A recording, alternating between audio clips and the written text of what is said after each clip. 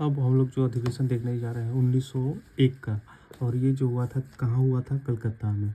और जो इसके अध्यक्ष थे कौन थे, दिनसा एडुवली वाचा, दिनसा एडुवली वाचा।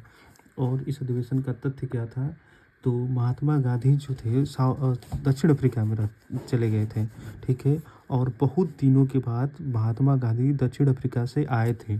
कहाँ आए थे, भारत आए थे, ठीक है। और पहली बार गांधी जी पहली बार जो है कांग्रेस के इसी अधिवेशन में हिस्सा लिया था। हिस्सा लेने का मतलब वो देखने गए थे अधिवेशन कैसे होता है, क्या होती है अधिवेशन में। उन्होंने देखा यहाँ पे विचारधारा का टकराव, इस अधिवेशन में विचारधारा का टकराव होने लगा। उदारवादी नेता के युवा नेताओं से खुलकर मतभेद सामने आने लगे। अब हम लोग देखते हैं 1905 का अधिवेशन, बनारस अधिवेशन। और इसके अध्यक्ष कौन थे, गोपाल कृष्ण गोखले। और इस अधिवेशन का तथ्य क्या है कि 1905 में बंगाल का विभाजन हुआ था और भारतीय जनमानस में गुस्सा था। और जब कांग्रेस के नेता जुटे तो कांग्रेस के नेता भी बंगाल विभाजन से काफ़ी ज़्यादा नाराज थे। वैसी परिस्थिति में जब कांग्रेस में बैठक होती है तो इस बैठक में बंगाल विभाजन के खिलाफ आवाज़ उठती है और इसके विरोध में और निंदा के रूप में यहाँ पर प्रस्ताव पारित किया जाता है। बंगाल विभाजन के विरोध में प्रस्ताव पारित हुआ। इस प्रस्ताव को पारित करने में महत्वपूर्ण भूमिका किसकी थी, कौन वो व्यक्ति थे जो काफ़ी ज़्यादा एक्टिव थे, तो वो थे सुरेंद्र नाथ बनर्जी थे। ये बंगाल विभाजन के विरोध में प्रस्ताव को आगे बढ़ा रहे थे। अंग्रेज़ों के खिलाफ काफ़ी ज़्यादा गुस्सा था और भारत के नेता अब कहने लगे कि अब हम तुम्हारी सुनने को तैयार नहीं, किसकी, अंग्रेज़ को सुनने के तैयार नहीं है।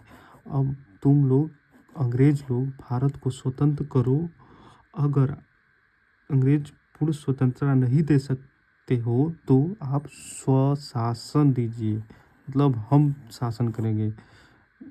जिस प्रकार आप जो है ऑस्ट्रेलिया को दिए है, कनाडा को स्वशासन दे रखा है, ऑस्ट्रेलिया और कनाडा के लोग अपने देश पर शासन कर सकते हैं, इसी प्रकार भारत में भी स्वशासन की व्यवस्था स्थापित कीजिए।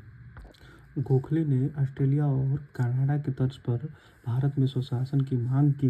भारत के नेताओं ने भारत के जनमानस से अहिंसक रहने का मंच से आह्वान किया।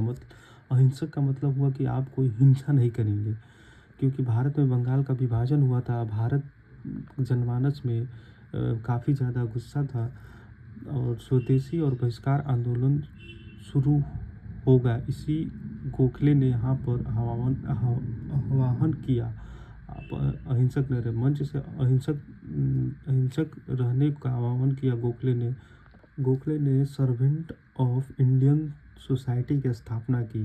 भारतीय सेवक संघ एक ऐसा संघ था जो भारत की सामाजिक समस्याओं का निराकरण करने में मदद करता था और भारत के सामाजिक समस्याओं के निराकरण के लिए बनाया गया था। महात्मा गांधी के राजनीतिक गुरु कौन थे, ये कभी कभी एग्जाम में पूछता है, तो गोपाल कृष्ण गोखले थे।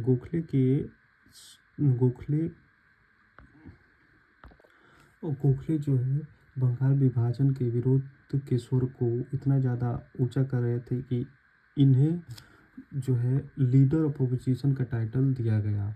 और इस अधिवेशन में स्वदेशी और बहिष्कार आंदोलन को शुरू करने का प्रस्ताव शुरू किया गया। हालांकि यह प्रस्ताव पूर्ण सहमति से पारित नहीं हुआ।